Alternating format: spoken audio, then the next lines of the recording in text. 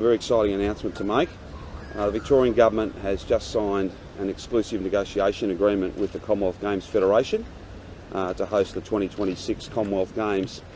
What that means is that exclusively the organisers and the owners of the Commonwealth Games will work with us as we determine the costs and benefits of hosting the Games, and we work through the details involved in putting in a bid. This exclusivity speaks to the fact that we are the sporting capital of our nation.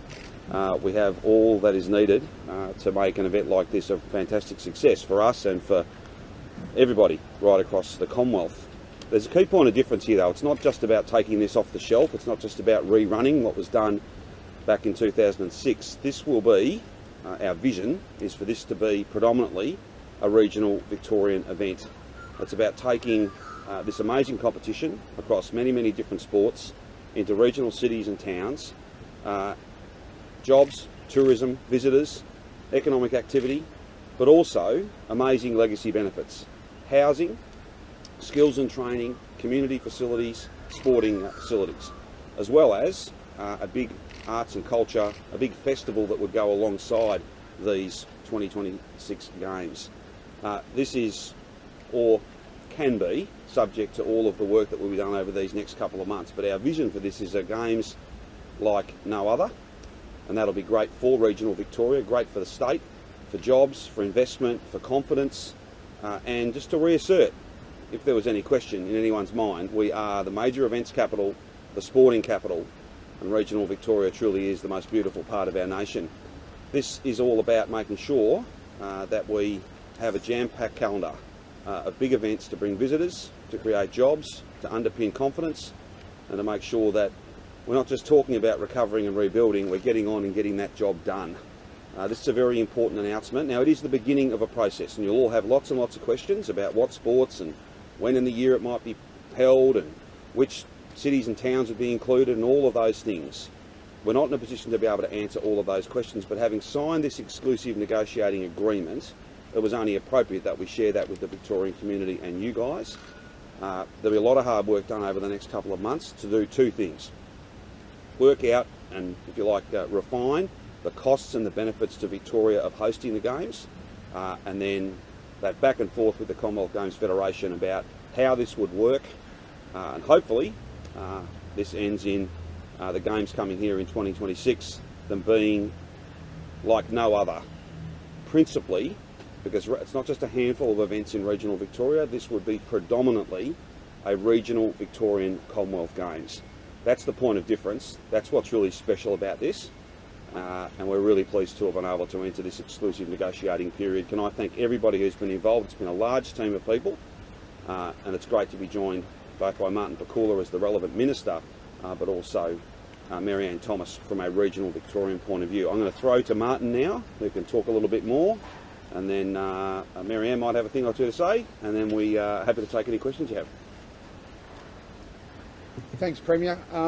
Look, I don't have a great deal to add other than I want to thank Janet Whiting and Brendan McClements from Visit Victoria, along with officials from my department, and Ben Houston, Craig Phillips and the team at Commonwealth Games Australia, and Dame Louise Martin and her team at the Commonwealth Games Federation. A hell of a lot of work went into the signing of the Heads of Agreement last night, and countless hours put in by the team at Visit Vic, so I just wanted to compliment them on that. Just to reiterate the point that the Premier made, we now need to be respectful of that process. We need to be respectful of Commonwealth Games Australia and the Commonwealth Games Federation as we work with them through the detail of the costs, the detail of the locations, the detail about the sports and where they might be, those events might be held, the detail of villages and things of that nature. So I'm sure that over the next, today and over the next 2 months, there'll be an absolute thirst for information, but we do have to enter into those discussions now in good faith and be respectful of that process and not preempt those outcomes. But as the Premier indicated, our vision is for a predominantly regional Commonwealth Games with enormous legacy benefits for those regions. Whether in sport, in health and fitness, in tourism, in housing, or anything else really you can imagine that comes from having a global event in regional Victoria. So we're very excited about the opportunity. We're going to work very hard with the CGA and the CGF over the next 2 months to try and land this and to try and ensure that the benefit of this for Victoria is what we believe it to be. And we'll be back at the end of that process to tell you how we've gone. I'll pass on to Mary Ann now, and as the Premier said, then we'll take questions. Thank you. Understanding, of course, that there is a lot of work still to be done, this is a really great announcement for regional Victoria. Regional Victorians are passionate about their sport and will really welcome the opportunity to get out and cheer on athletes from wherever they are. Of course, this will also mean, as both the Premier and Minister have said, important legacy benefits for regional and rural Victoria. Lastly, of course, this will mean that more visitors will get to come and see everything that regional Victoria has to offer. We are very blessed here in regional Victoria with the cultural, the environmental, First Nations experiences. Our food and wine is second to none, and this will be yet another major event that will enable more people to come and discover all that regional Victoria has to offer. The flow-on benefits of this, of course, will be enormous when it comes to job creation, investment in our regions. The legacy benefits, including housing, will be very significant for regional Victoria. So it's a great day. I know right across regional Victoria, people will be cheering us on as we take the next step in progressing this bid. Very good.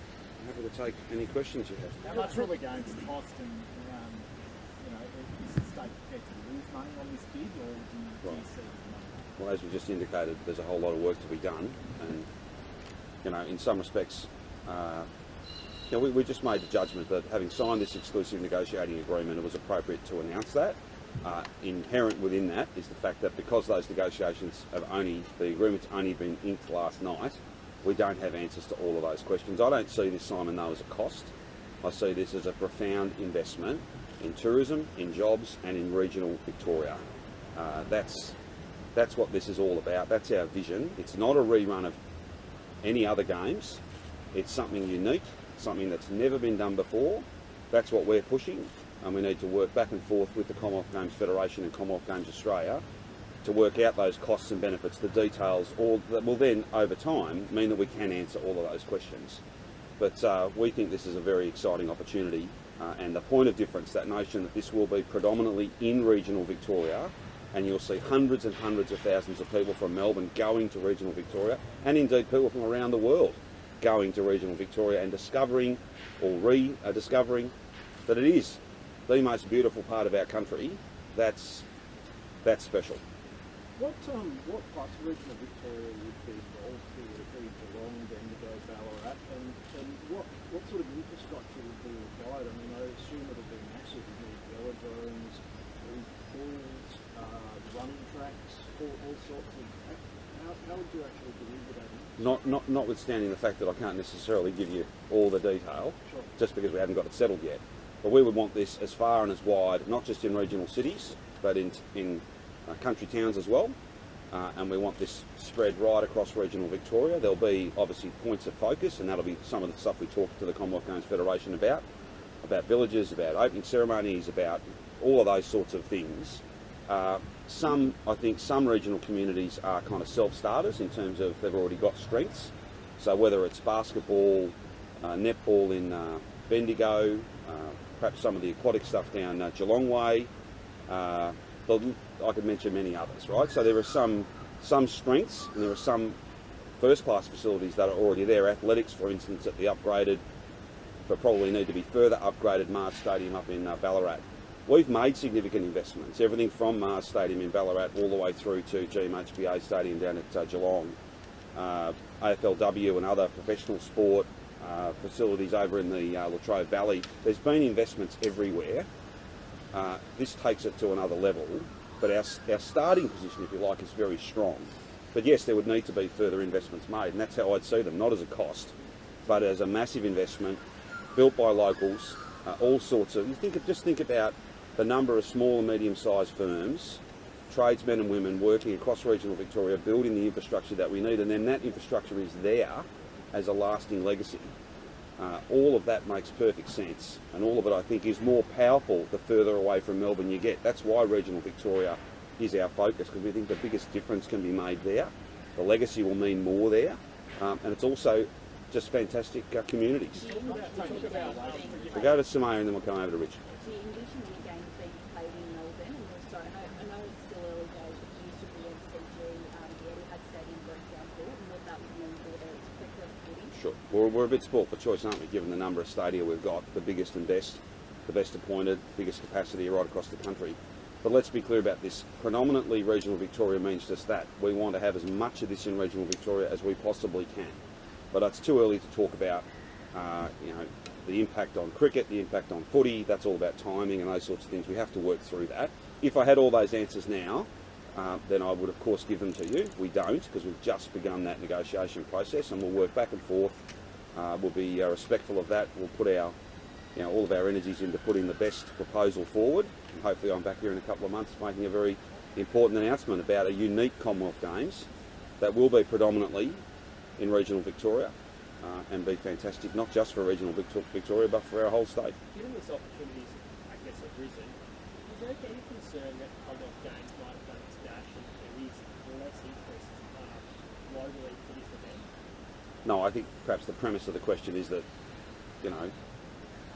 it's here for other reasons other than the fact that we've got a unique concept, we've got great facilities, we're passionate about it, so I don't necessarily accept that. It's time. It's something new, it's something unique, it's something very special, and I think regional Victoria will be better off for this. But we have to just go through that process.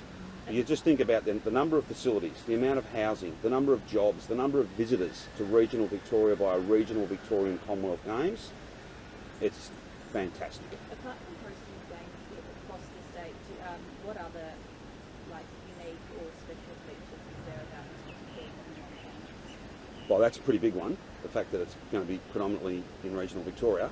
But part of the strength of this as well will be a massive cultural program that runs alongside the Commonwealth Games. This is a very, very big festival, an incredible way to celebrate all the things that we do so well. Marianne spoke about food and wine, our tourism experience, the compact nature of our state, all of these things, plus our multiculturalism, our First Nations experience, that wisdom, that amazing legacy, all of that will be celebrated alongside these games, and that makes for and just huge benefits for so many, and particularly those in regional cities, regional towns, right across regional Victoria. Will this project include upgrades to regional, rail infrastructure, particularly to get tourists around the state?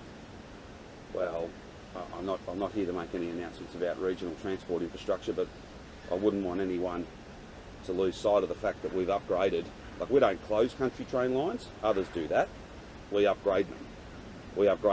And we've upgraded pretty well all of them in one way or another. There's of course always more that has to be done, but whether it's regional rolling stock or upgrading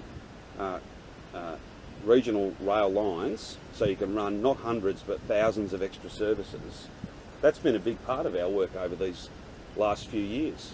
And in fact, as we speak here now, there's work going on upgrading regional rail lines. We've had immediate budgetary problems, huge deficit. There's multi-billion-dollar urban rail loop and Northeast Link, for example, other transport infrastructure projects, elective surgery, hospitals, etc. We're not going to have the Commonwealth Games until 2026. Is this a prudent financial decision? Yes, and I think you can take a very negative view of things, or you can be optimistic and positive, and you can back our state, and particularly back regional Victoria. The offering is second to none. It's appropriate that we invest, particularly when there are legacy benefits, big legacy benefits, things that'll change regional communities for the better for decades and decades to come. We've been talking, a lot of us, across not just government but across the community, we're talking about housing. We know that there are housing pressures and challenges in regional communities. This is one way that you can finish up with additional housing stock. That's just one example. There are many, many others. Ultimately, the way in which we repair the state's finances is we get the place growing. this event will be a massive boost to growth. And to cite one example, a very good example, I think, when these games were held on the Gold Coast in 2018, they estimated there'd be about a $2 billion net economic benefit. It came in at $2.5 billion. So this makes sense, but all of that work has to be done. We have to stack it all up, costs and benefits, all the details. I'm very confident it will stack up, and it won't be a cost. It'll be an investment in a stronger Victoria, and bringing to regional communities who we've always made supporting regional Victoria a priority. And I'm proud to come from regional Victoria, and I don't forget where I come from. But this is a very special opportunity to do something unique, and that's exactly why we're pursuing it as hard as we are. Premier, possibly not a question, but what exactly is it? How long will the exclusive negotiating? So it's two months. And it just means that they're negotiating with us, and we've agreed, and no one else. So they've agreed to sit with us, work back and forth on all the kind of commercial elements, what it costs, what the benefits are, how it would work, all those administrative and, if you like, logistical, practical issues, and then we'll report progress at the end of that. But it means they're only dealing with us. Sorry? No. If at the end of it we decide not to go forward, then, or they do, then we don't go forward. But we're very confident. We wouldn't have signed it if we didn't think we could get an outcome.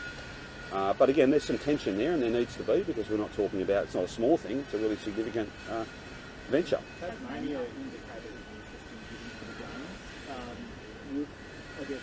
Would you talk as a Tasmanian government about having some events down there, or exclusively people for the region? I'm not here to talk about other states today. I'm reporting to you that the Victorian government, on behalf of Victorians, to the exclusion of all others, if that's what exclusive means, we are having discussions about putting on the Games here in Victoria, and predominantly in regional Victoria, in 2026. I'm not here, I don't want anything I say to be seen as a commentary on any other state. I'm here talking about our state and our plans and our vision to bring, well, I think perhaps the biggest event ever to regional Victoria.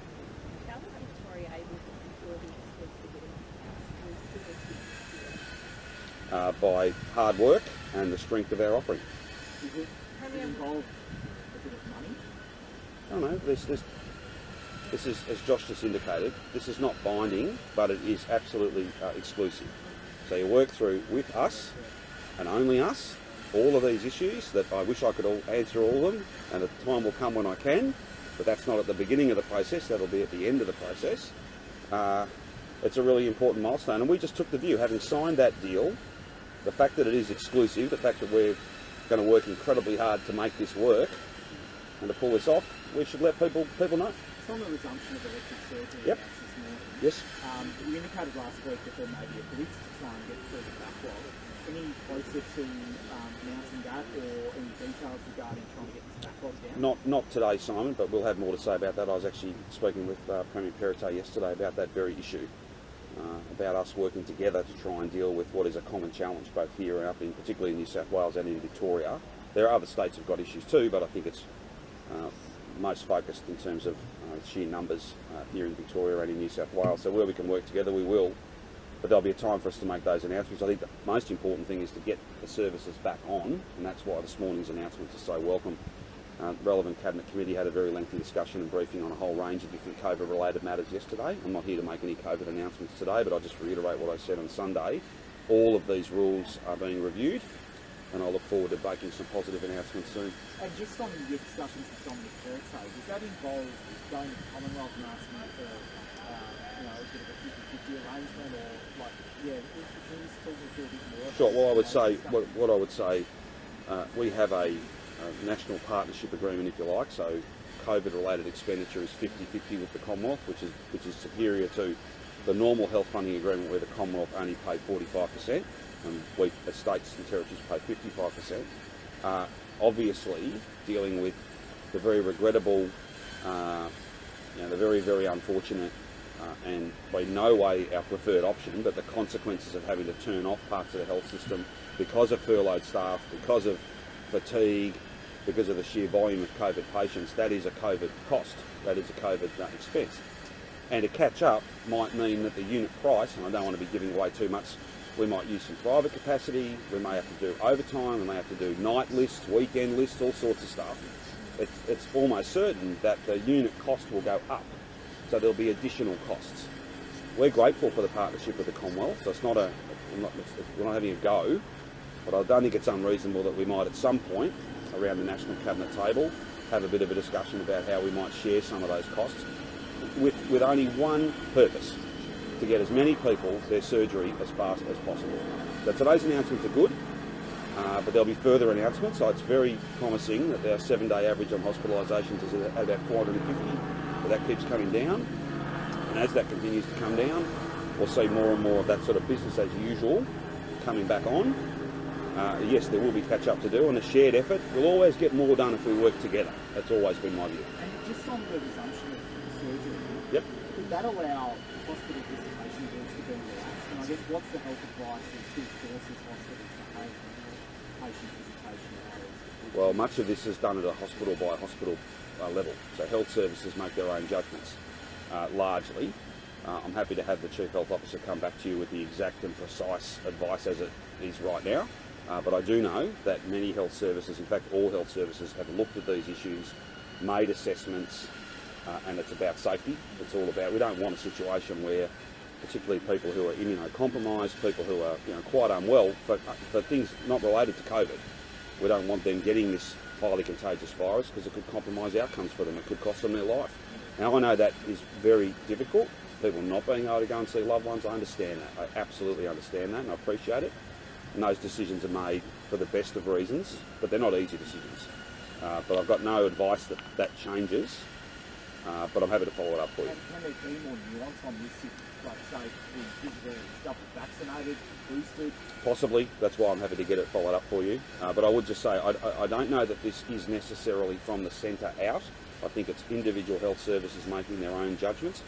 I'm in no way critical of those judgments. They're making the best assessment of what's important to keep patients safe and also to try and limit the spread of this virus so they don't have more staff getting the virus and being away sick, which then compromises care. So it's all linked, but I'm happy to chase it up for you. The other thing too is not all hospitals are the same.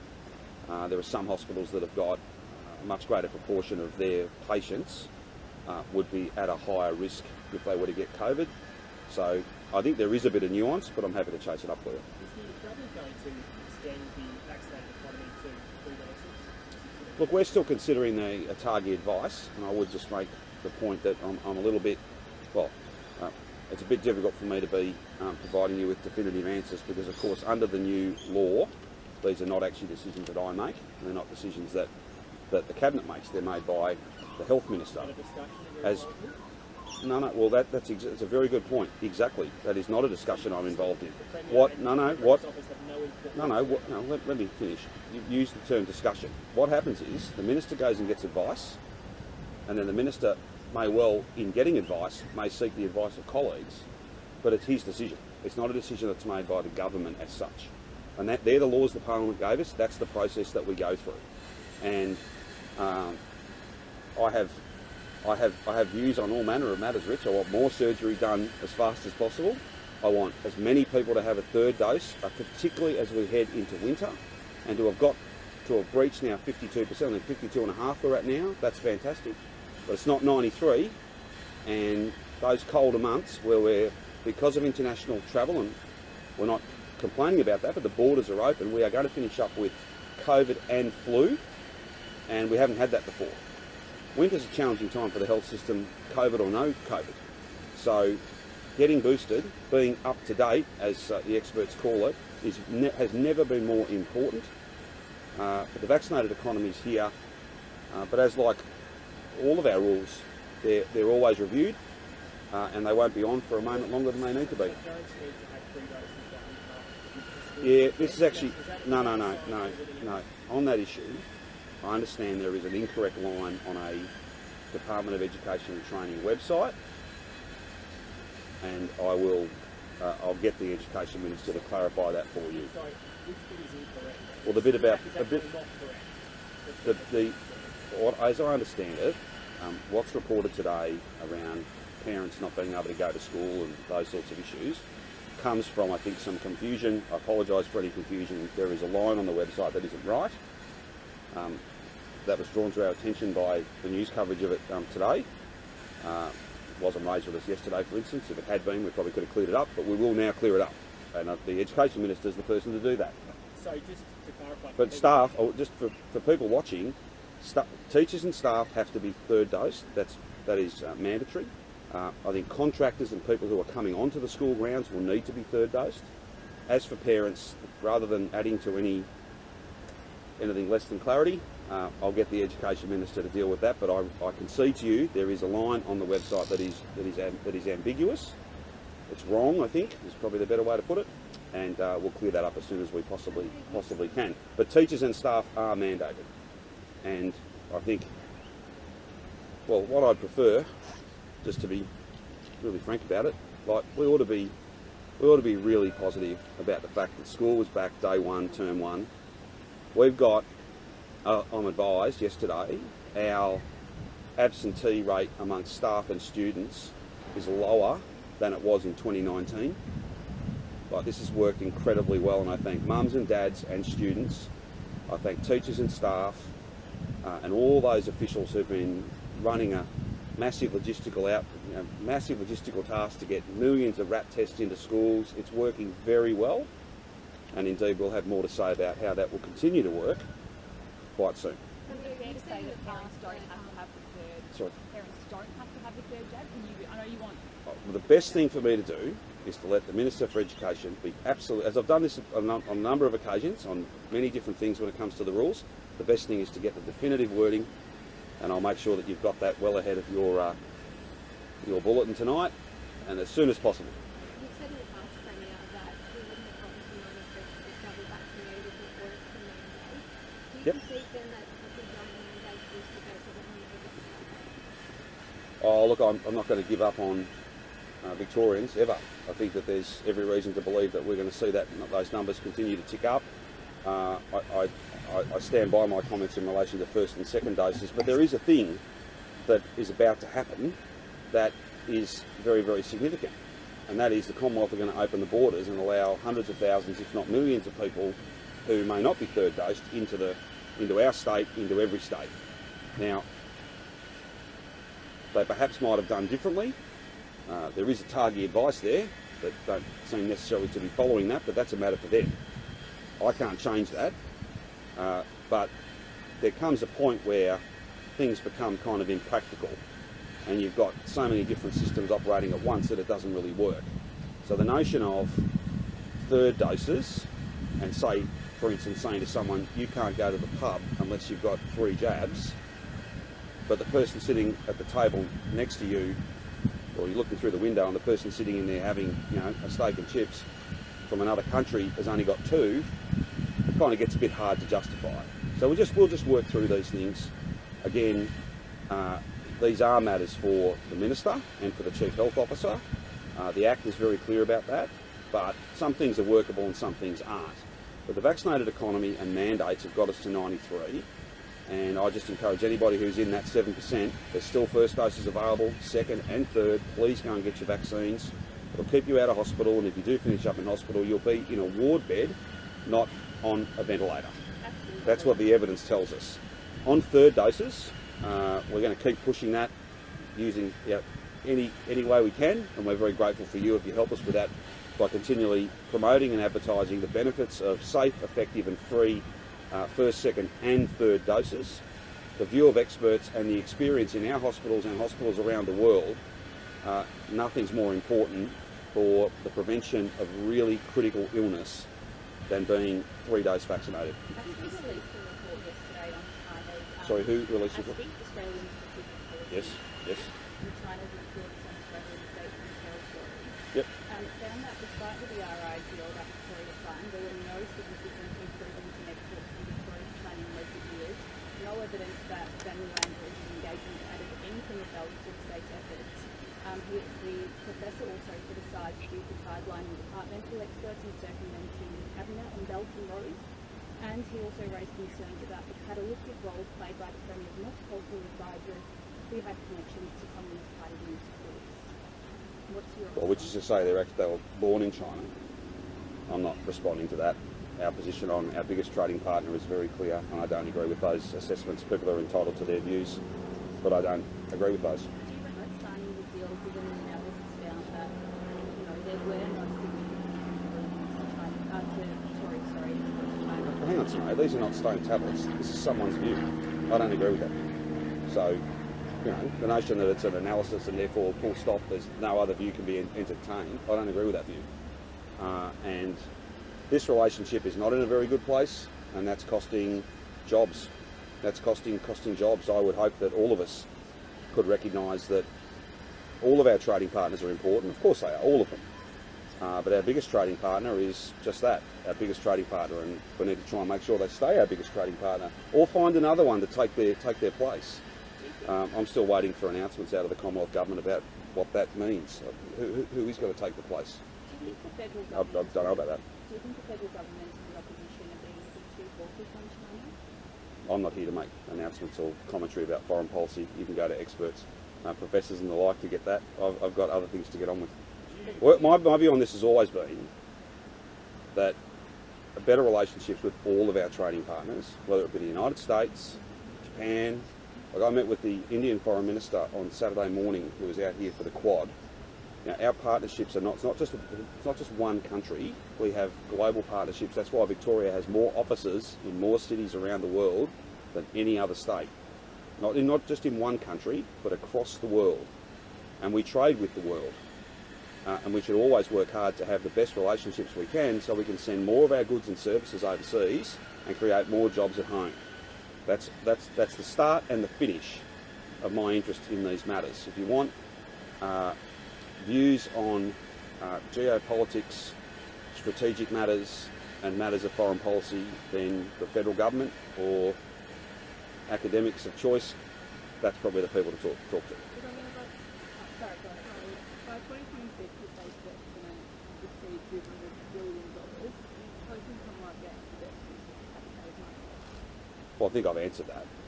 The way that we create surpluses, the way that we help to fund infrastructure in the future, the way that we repair the budget over time is to have the Victorian economy growing. Major events are a big part of that. Tourism, visitation is a big part of that. Capital works, building stuff is a big part of that. But let's be very clear about this. We used and continue to use the state budget in order to protect household budgets. If we had said, no, we're not borrowing any money, we're just going to see how this pans out, you would have had the highest unemployment rate in the history of collecting the unemployment rate, calculating the unemployment rate. We didn't do that. We were urged by some very early on to run a surplus. That would have meant you would have had, given that revenue was so far down, you would have had to cut expenditure by such levels. We would have looked like a Conservative government. We don't cut things. That's not what we do. We invest. Jobs have never been more important. Confidence has never been more important. That's why later this week I hope to be able to make some really important announcements about rules, about normalising this virus. Commonwealth Government, I think their debt numbers are in the order of $1 trillion. Is anybody seriously suggesting that they ought not have had JobKeeper? That they ought not have gone and supported people, or that we should have done differently?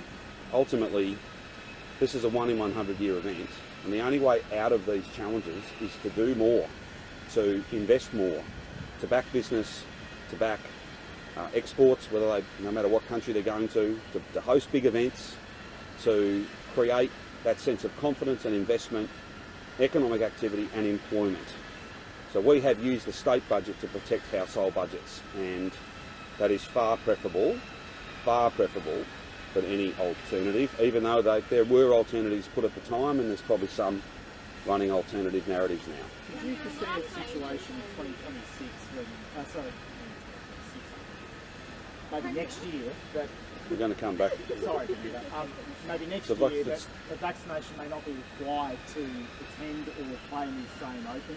And what was your reaction to Novak Djokovic's None. revelations last night? No reaction, and those matters are for Tennis Australia and for the Commonwealth Government. But Ida, What can change in 4 years? What happens to the Commonwealth Games if they become public?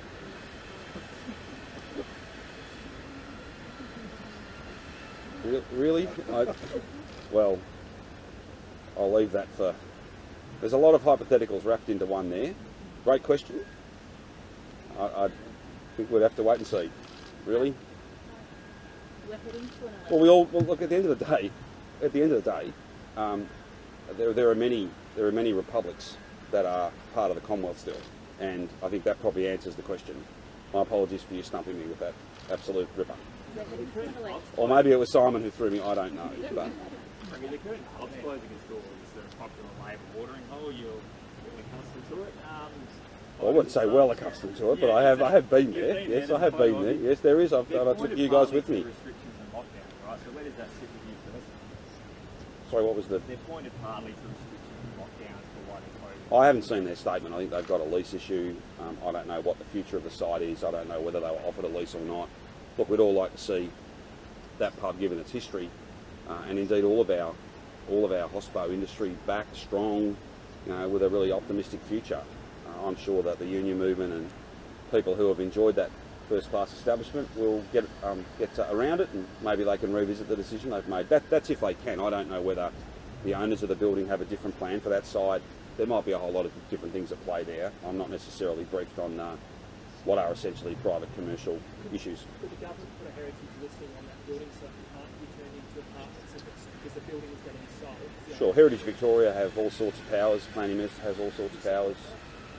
Well, no, I'd have to have a look at whatever application was put forward, if in fact it was a matter for me. But before I developed an opinion, Rich, I would need to have a look at exactly what the choices were, what the options were, and look, hopefully people can get around the Curtin Hotel, and hopefully we can have a strong future. But that is a private commercial; it's a business. It's not run by the Victorian government. We're heading to an election at the end of the year. The other day, Mike Burgess warned of increasing foreign interference in Australian elections, debates, etc. And I know he did it himself, so he stated, jurisdiction laws. Yep. But have security agencies raised any concerns with you about foreign interference in elections? Not specifically, but I'm briefed by security agencies, as are other First Ministers routinely, and part of those briefings is that I don't comment on them.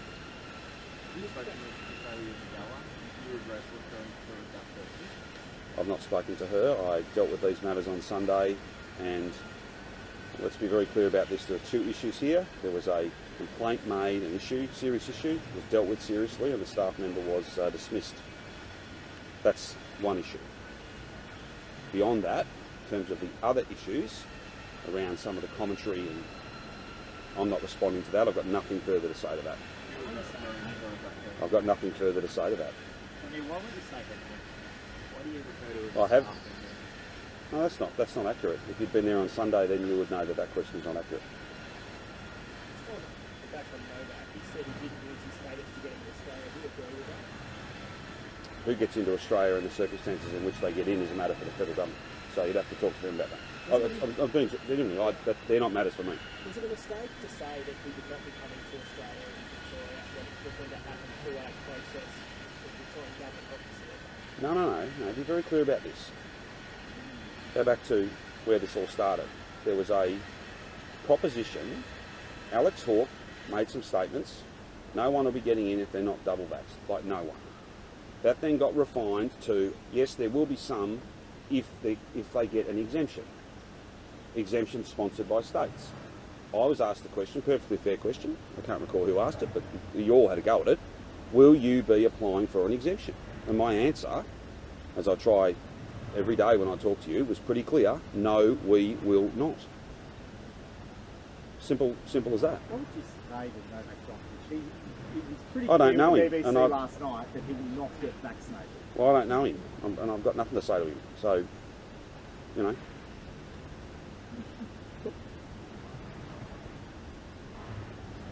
I've said, mate, the tournament's bigger than any one person, and the tournament was an absolute success this year. An absolute success. Making it, I think, very clear that the tournament is bigger than any one person. I'm not saying that to him. That's just a statement. That's just a fact. It was a fantastic event. Just like a regional Victorian Commonwealth Games will be a fantastic event, not just for regional Victoria, but for our entire country. Let's clear up, just with this bid. Yes. I know somebody asked you before about Melbourne's involvement. Do you to see, say, the MCG playing a role in this? It's possible. As I said, we're a bit sport for choice. We've got more stadia to pick from than most, and they all have their own history and character and unique capacity and different characteristics. But you know, I think an event for our whole state that's predominantly held in regional Victoria, that's exciting, that's unique, that's special, and that's what we are going to deliver. We just have to work through these issues over the next couple of months. Any other issues? All good? Thank you so much.